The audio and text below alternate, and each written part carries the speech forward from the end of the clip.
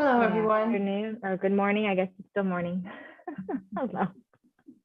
It is good to hear. I just know I went out to grab the mail and about blew away. It was like, oh my gosh, is it windy? Oh, really? I haven't been out I can just hear things. Like I have my windows open so I can hear things blowing, but Wildly windy. I will take the wind over the storm. Yeah, it is very true.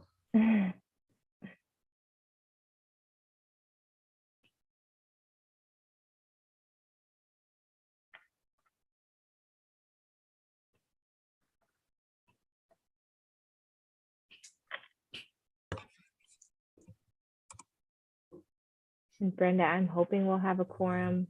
There was a handful of folks unable. Hello. Good morning. Good morning. Julia, if we just don't go forward with those two voting items. Yeah, I believe so. Can we go forward with the quarterly meeting as it's? Yeah, the jury's out on that. So the way that we've done it, I'm trying to remember how we've done it in the past. There have been times where we just haven't gone through with the meeting. There have been times where we just did like a quick update since it is a quarterly meeting. Like I think typically that's what we do for a quarterly meeting. And so we would just skip the items of business and just kind of give a summary of what's going on.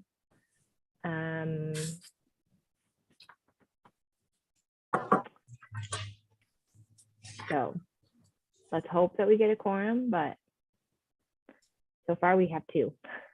Okay. How many is needed? 6.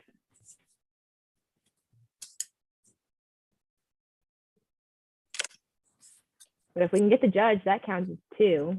Oh, we have 3. Okay.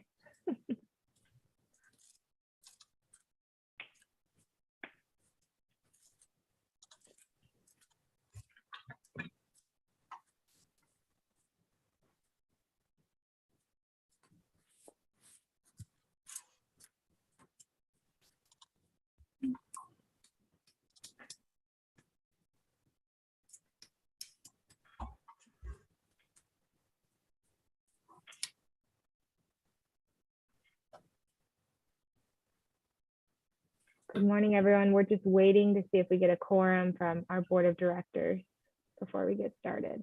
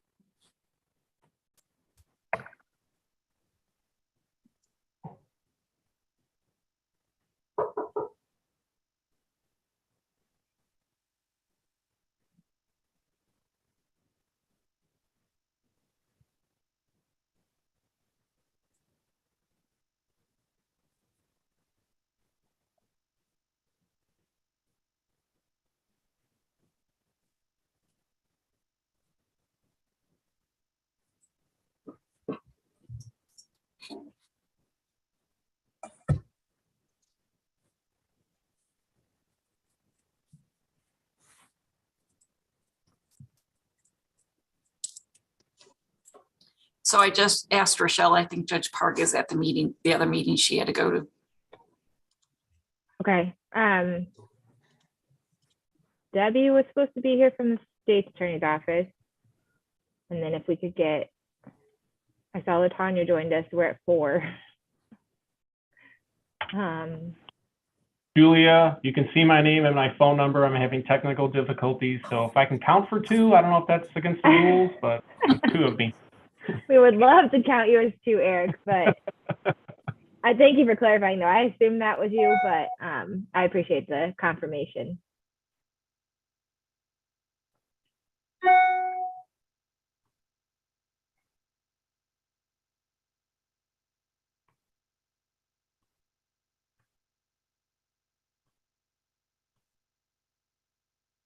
All right, I'll send out a message and then maybe we can get started with at least introductions, and maybe a couple other board members will be able to join us after introductions.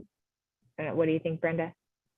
That's fine with me. Just tell me what things I can address and what I can't. But good afternoon, everybody. My name is Brenda Willett. I'm an attorney with the Public Defender's Office. I'm filling in for Rochelle Conant, who had to be at another meeting during the noon hour. So welcome, everybody. I'm going to kind of go through the things that we can go through right now. I guess we don't have a quorum yet, and Julia's going to help me with that. I'm not familiar with all the items, so kind of cut me a little slack. But Julia, you want to go through the list for introductions? Yeah, absolutely. I'll just go based on who I see starting on my screen. So hello, everyone. I'm Julia Schick. I coordinate the Juvenile Justice Council. I think everybody knows who I am, but I see Becky next. Oh, hi, everybody. I'm Becky Sadler, the Community Relations Rep for Rosecrans Health Network. All right, and then I see Jermaine. Hello, everyone. I am the director for the Juvenile Justice for DGJ and with National Youth Advocate Program. All right, Kim. Hello, I'm Kimberly Stavo with the Changing Children's Worlds Foundation. Hey, Kristen. Hello, I'm Kristen Lorsdorf. I'm with the North Aurora Police representing the Kane County Juvenile Officer Association. Ricky.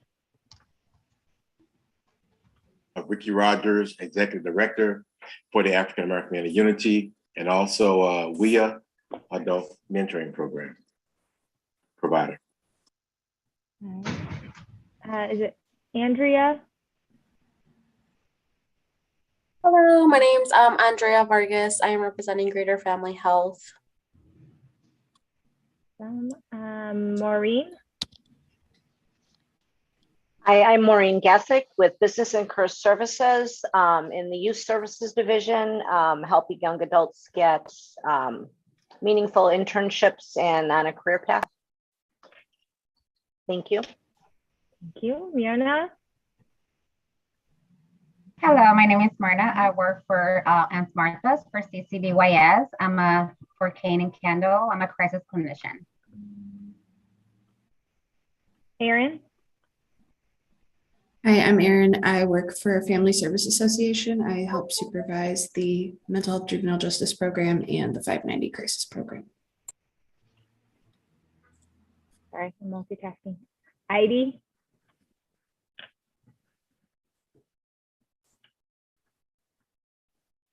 Heidi. Nana.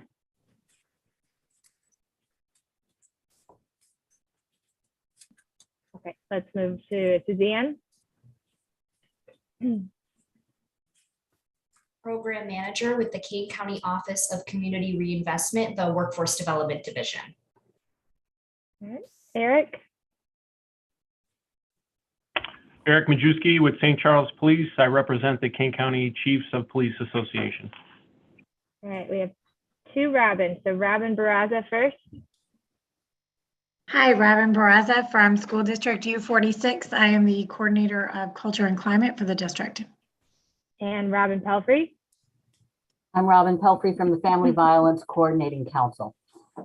And then Martha Infante, I saw you hop on.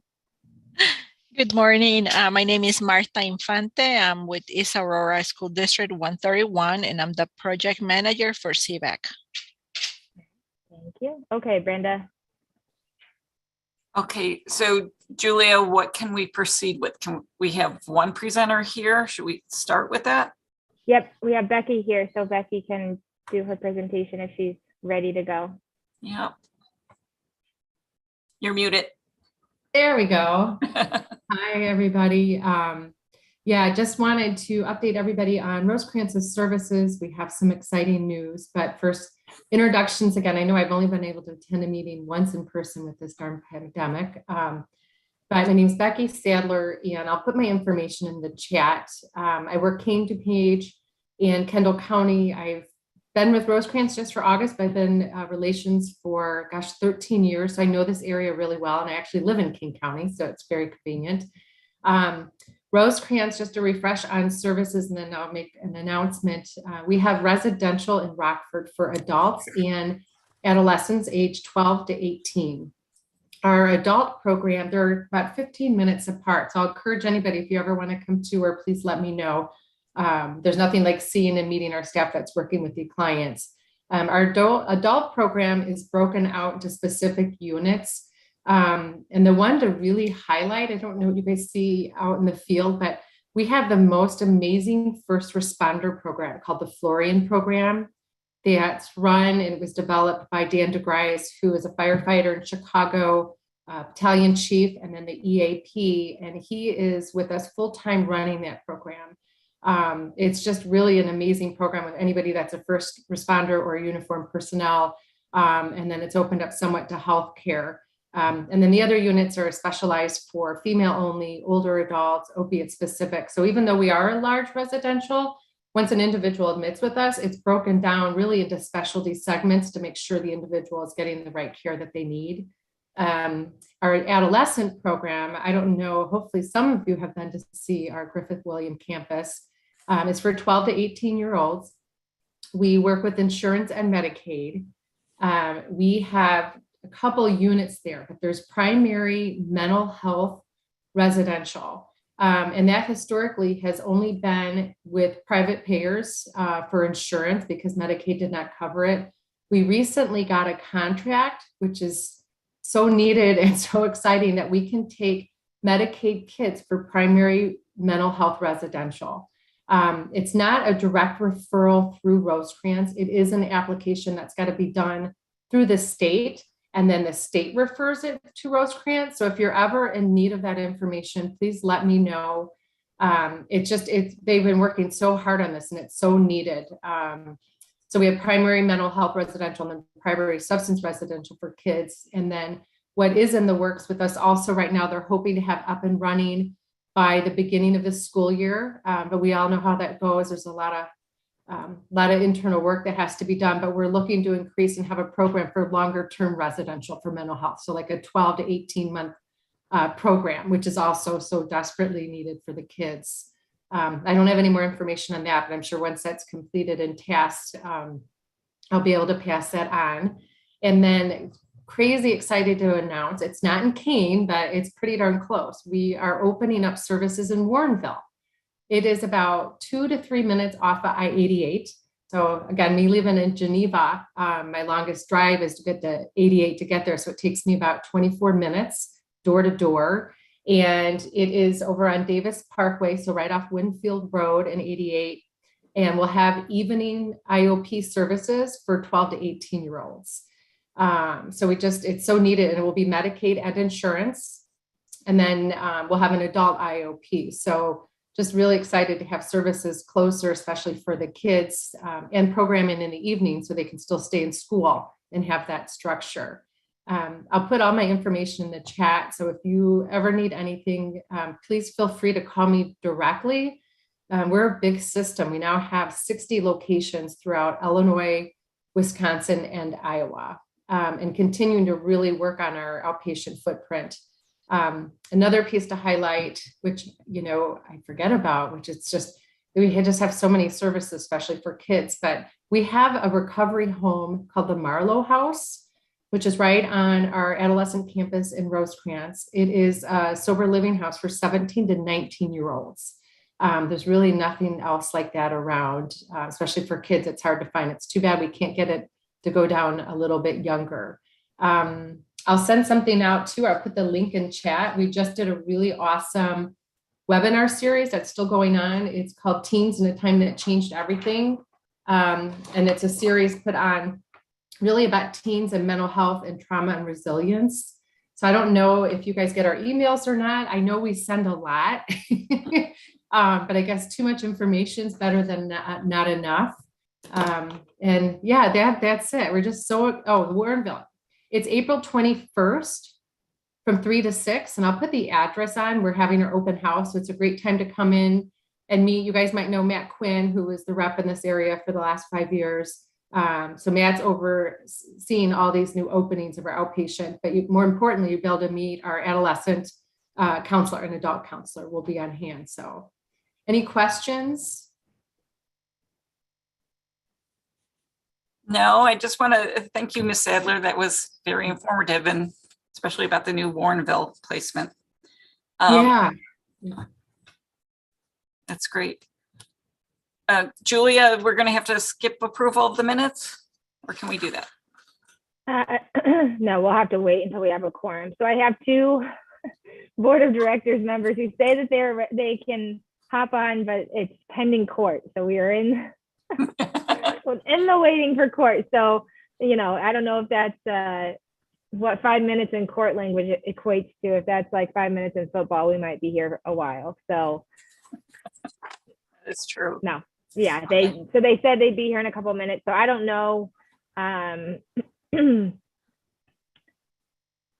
what would be best. I don't know if we want to start at the very end of the agenda and see if any of our partners have any agency announcements they want to share. And then we can kind of buy some time and see if we get some. And if not, then we will go ahead and proceed with just giving kind of an update to our partners who are here, since it is a quarterly meeting, and we won't be able to do any matters of business. Okay, well, let's start with that. Anybody want to give us updates on what you're involved in or what's going on in your agencies? Hi, yeah, definitely. So this is Andrea from Greater Family Health. We just opened up our 10th location out in Palatine. Again, we're still doing COVID-19 vaccine testing, medication on all of our 10 health centers. So that is just a kind of an update of what's going on in Greater Family Health. Great, thank you. Anybody else? Ricky Rogers, African American Men in Unity. We have our annual Juneteenth celebration coming up on June 18th, which will be at MLK Park, and it will be from 3:30 p.m. to 7:30 p.m. So we're also looking for vendors for that event. So if you want to be a vendor on that day, you can go to our website and get the vendor form. We also, another thing is we will kick off our summer employment readiness training program for youth ages 14 to 24.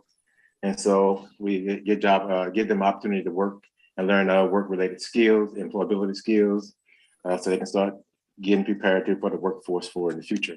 And then also we're mentoring for the WIA. And so we are stepping in recruitment for that program, ages 18 through 24. As well. So if you know somebody that can benefit from those services, they're out of school, they want to get job training, if they want to get career development, if they want to get into a career field, please give us a call, 630-606-1910, or you can go to our website at aamou.org. Thank you. Thank you. Anybody else want to update us? This is Kimberly Stavo with the Changing Children's Worlds Foundation. We do have some programs that are open for parents. And right now we have one, today's Thursday, right? We have a Spanish virtual parenting program that's actually supported by the Sheriff's Office. And it'll be open tonight, and next Thursday we will close registration. But if you have parents who will benefit from, empathy-based parenting, supporting their kids to thrive in today's and all environments. We're still taking a few final people for the Spanish virtual program, and it's Thursday evenings. We also have our next exceptional families. So that's families, especially with kids who have special needs or who are in the child welfare system. We'll be starting that up June 1. And in June, we'll also be starting up our next program again for parents with disabilities.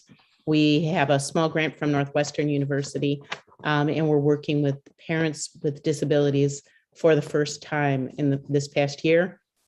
And then if anyone's interested in becoming coaches and facilitators of our programs, on June 3rd, we will have our Best Start all about youth coach training. So that'll be on June 3rd. If you're interested in being a coach with our Best Start All About Youth program. And then June 9th, 10th, 17th, we have a 2.5-day workshop for those who might be interested in being trained to facilitate our parenting programs and our children's social emotional learning programs. So that's June 9th, 10th, and 17th. And I'll put my information into the chat in terms of phone and email. But lastly, we are Celebrating 2 things. One, we did get Centers for Disease Control, Centers for Disease, what am I saying? Centers for Disease Control status. We got official status of being a promising practice at an effective practice level, which we're really excited about. And on April 29th, we'll have our 10th year anniversary for the Changing Children's Worlds Foundation. And I definitely hope to see a few of you there. So thank you. Well, congratulations on your 10 years. Thank you. Okay, any other updates? That was all good information. So that's thank you for sharing that. Can I do the chairman's report, Julia, or should I wait on that? Yeah, I feel like I don't know if that crosses into the matters of business. Okay. I'm going to defer to your opinion there. So I don't know how reliable it is, but I'd rather err on the side of caution. So more reliable than mine. Okay, then I think we're going to be on hold for a few minutes. Yeah, it looks like we're not. The board of directors members are taking a little bit longer to be able to hop on. I don't know if we want to hold out for another few minutes to see if their court wraps up soon, or if we want to just proceed with sort of an update and conclude our meeting. Okay.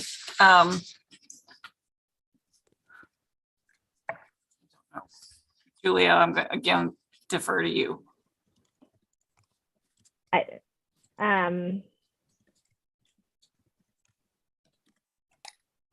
I don't know. We have not. I want to be sensitive to everyone's time. I mean, I know everybody logged on time here, and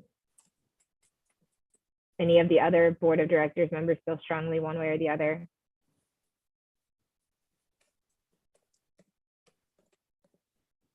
I guess my input would be there's probably a good chance that we're looking at least 10 minutes or so.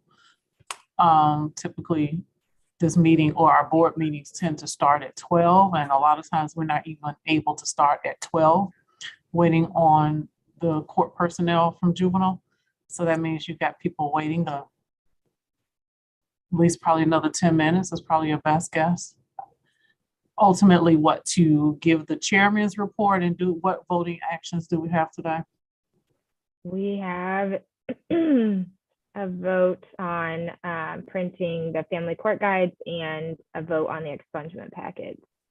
Is it possible to do those 2 votes online and then maybe even add a vote to, I don't know, it's just me off the top of my head, add a vote, email vote to be able to just give the chairman report to everybody that's here via email or something?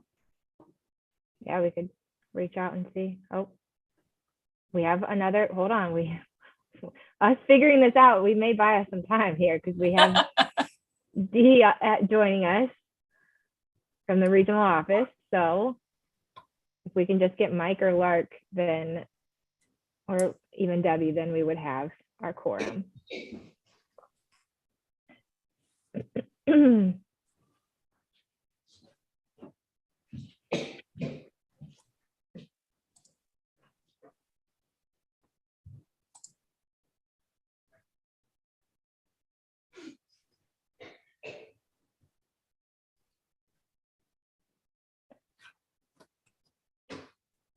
I guess if we were going to do updates anyway, maybe we can go ahead and start with the updates.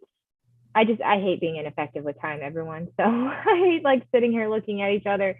Not that I don't enjoy seeing faces. I just feel like you all are here for a reason. Let's make use of your time. So is it okay if we just do updates on things for now, and then we can get to our matters of business once if we get a quorum? Sure. So just the ones that are listed under old business or starting with old business? Yeah, and just we can give those updates. Okay. The first one I have on the list is restorative practice. Julia, can you talk about that one? Yeah. So we've done a couple of trainings since the last quarterly meeting. So we did one with some parents from the parent council.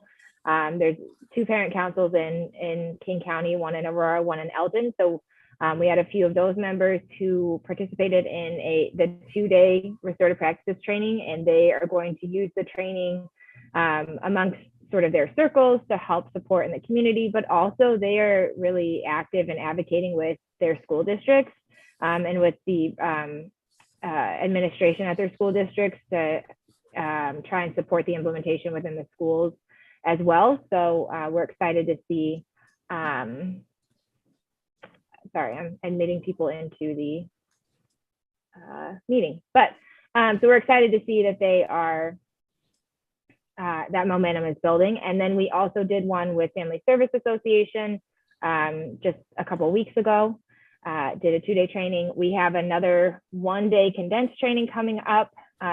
We had a request from one of our school districts to do that. And then we will do another 2-day later in the summer as well. Okay. I think I'm just going to run through the rest of the updates as people just joined us. So the next one is the Juvenile Justice Jeopardy Game Leader Designation. Materials have been distributed for consideration. I'm going to need to determine who will be trained and hold the game licenses to facilitate the game as a collaborative effort with the Juvenile Justice Center. And the next update relates to RED, the racial and ethnic disparities. The RED team met in March and examined some of the data that's been submitted to the commission back in 2020. And we are anticipating to receive back in the form of a data brief. Also looked at some additional data, began discussing the impact at the different decision points and what is involved at each point. With court services and law enforcement involved, the next meeting is going to focus on what factors contribute to decisions at arrest and what factors contribute to decisions at the diversion level. Any questions about those? And then the IRJEC is preparing to release the data briefs back to the jurisdictions across the state that submitted their data with an offer for TA. Julie, I don't know what TA stands for. Technical assistance. So Okay. This is the statewide racial and ethnic disparities committee. It's the Illinois Racial Justice and Equity Committee. And they are also beginning to look at the data and have identified 3 potential areas of concern: overrepresentation of Black youth at the arrest level, the disparities at the detention level, and also disparities at the commitment to IDJJ. So that's the update on that statewide committee. Additionally, the Adolescent Domestic Battery Work Group met in March to continue discussions after gathering information about step-up programs. They are continuing with the plan to make some proposed changes to the statute and are also continuing to gather information about the utility of the adolescent domestic battery typology tool. I know I messed that word up, to determine if it may be something to use at the arrest point to help inform the decision making. Anybody have questions or any other information on those areas? Okay. JJC restructure, there's an interagency agreement has been drafted and is currently being reviewed by Civil as an initial step. Once that's done, then I think the draft will be brought to the Board of Directors for review. The 2023 grant planning, that's a continuation grant. We're waiting for the notice of funding opportunity, the application itself to be posted, but we've learned this year it will be a continuation grant, meaning that it's not competitive or open to other new applicants. And so we're waiting on that for that to get confirmed regarding our funding for 2023. Julia, can you talk about the CPRD data presentation? Yep, so CPRD is the Center for Prevention Research and Development, I believe is what that acronym stands for. They are out of the University of Illinois, and they did a presentation for us last year to look at our data from 2019. So I'm just working with them to coordinate another presentation that's going to be different than what was covered last year, but just kind of getting an update on the data, continuing to have that conversation around our data. So I will send out, whenever that gets coordinated, I'll send out the dates for that so that folks can join if they are able or interested. Okay, great. And I don't know if you talked about this last time, but there has been a request from the Student Coalition for Racial Justice at the Illinois Math and Science Academy to have speakers participate in their podcast with some of the students at IMSA. They are interested in hearing from stakeholders who work in the justice system about the factors that contribute to juvenile justice system involvement. And I know Julia is working with Rochelle to coordinate speakers from the Board of Directors to participate in their podcast. I think that is all our updates, unless somebody has a question or any other updates that they want to talk about. And I see that Nydia Molina has joined us from CASA. Nydia, can you introduce yourself, and do you have a presentation for us today? Hi, Brenda. Yes, my name is Nydia Molina, and I apologize. I was called into court with Ms. Cowart this morning. But yes, I just wanted to introduce myself, and for those who may not be familiar with the program, CASA is the court-appointed GAL in abuse and neglect proceedings since 1988. In 2004, we were also appointed to be the GAL for juvenile delinquency cases that had an open abuse and neglect case. Our organization is based off volunteers, and so when CASA is appointed to be the GAL, we then assign a volunteer to those specific cases. We currently have approximately 467 children and roughly about 275 cases that we are responsible for as our GAL. We work as a team, so there's a volunteer that's assigned to the case and the child and family that is then overseen by a supervisor, and then we have 3 GAL attorneys, which we are very fortunate to have now to help with cases because of our influx. I think it was a 200% increase from prior years of cases. And so we are now fully staffed with 9 supervisors as well to assist us in managing these cases. Our job is to be the eyes and ears of the court, give them best recommendations in the best interest of children in those courtrooms, either in the dual delinquency situation or in abuse and neglect. And so that's a little bit of what we do and how we started. Thank you, Brenda. Thank you, Nydia. Any questions for our CASA representative? Okay, Julie, do we have quorum? We do have a quorum. We've got time. Sorry, I'm late. That's okay, great. We're glad everybody was able to join us so we can proceed. The first thing I have to ask for is approval of the minutes from March. Does anybody have any corrections or additions?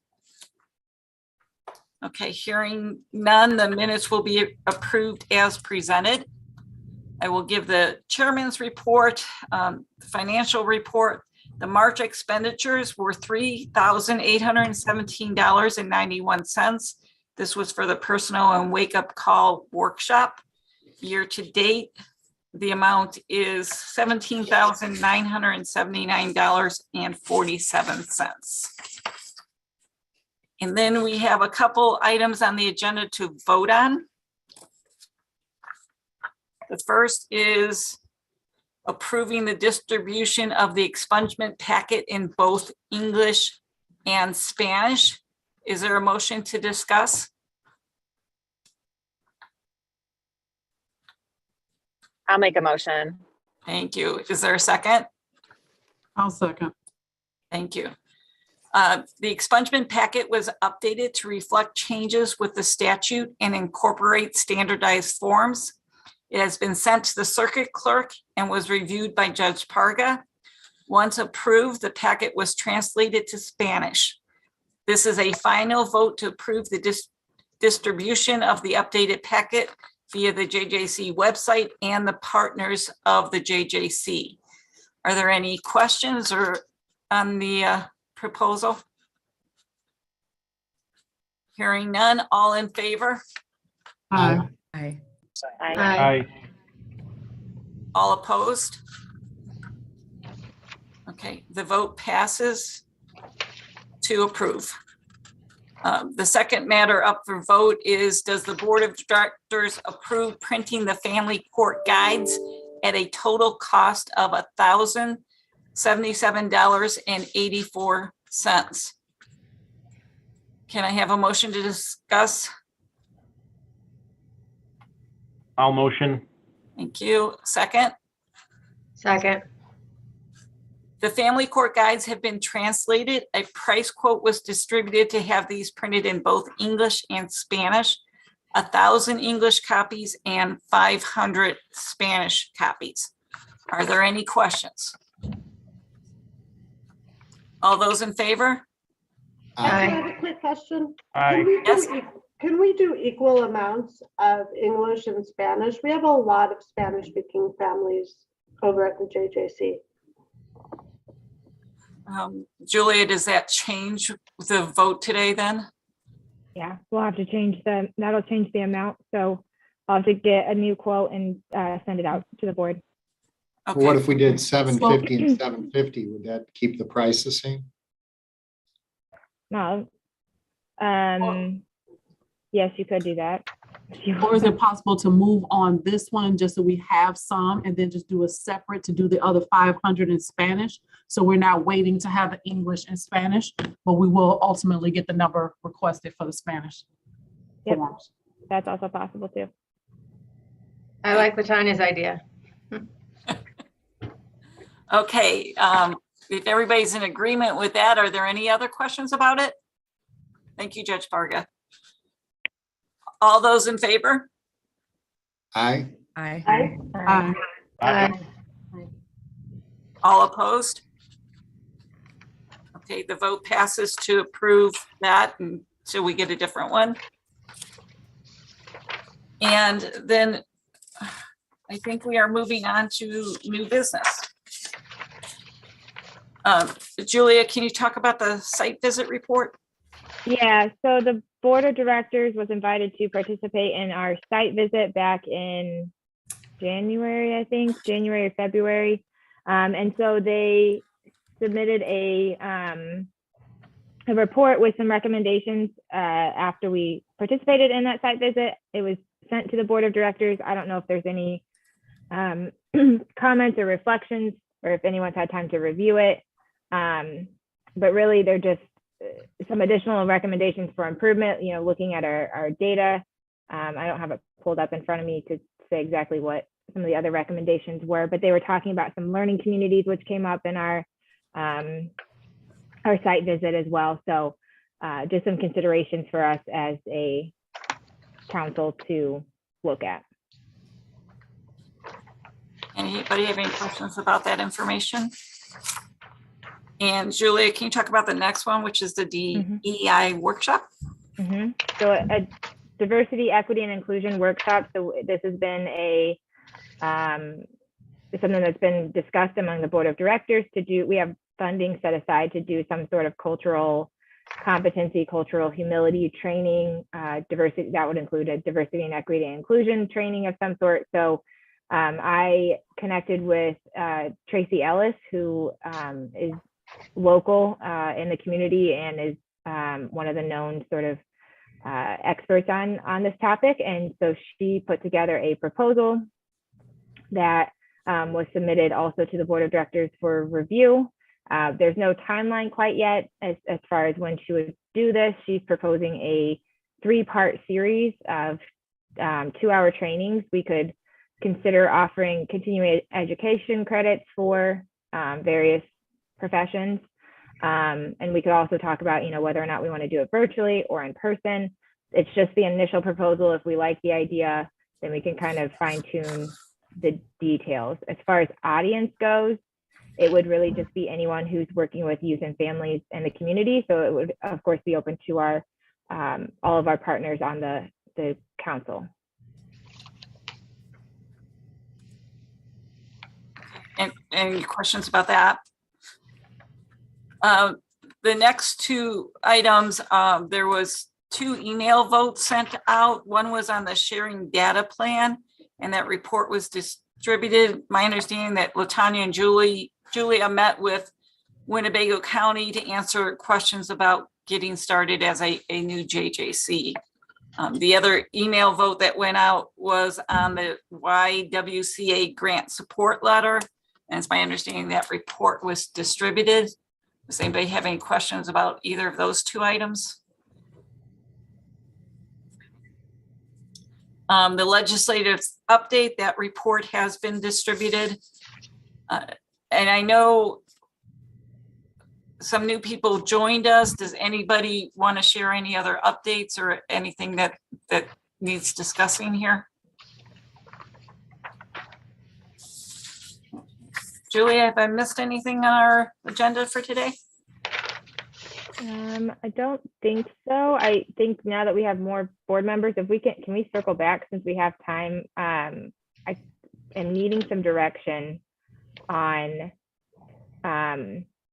the juvenile justice Jeopardy game leader designation. We need to sort of start to determine who would hold the game licenses to facilitate the game. I can send out an email to the board to see if they want to weigh in, but that is something we need to be discussing.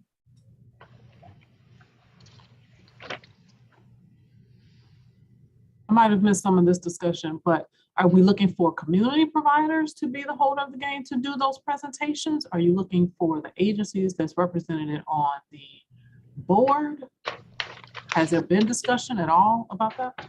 We have not discussed who we would want to be the game leaders. There was recommendations that were sent out to the board of directors as far as who would be ideal game leaders, but essentially it would be individuals who have access to youth that they would be able to run these games with. I think in previous discussions, we might have discussed school resource officers as an option.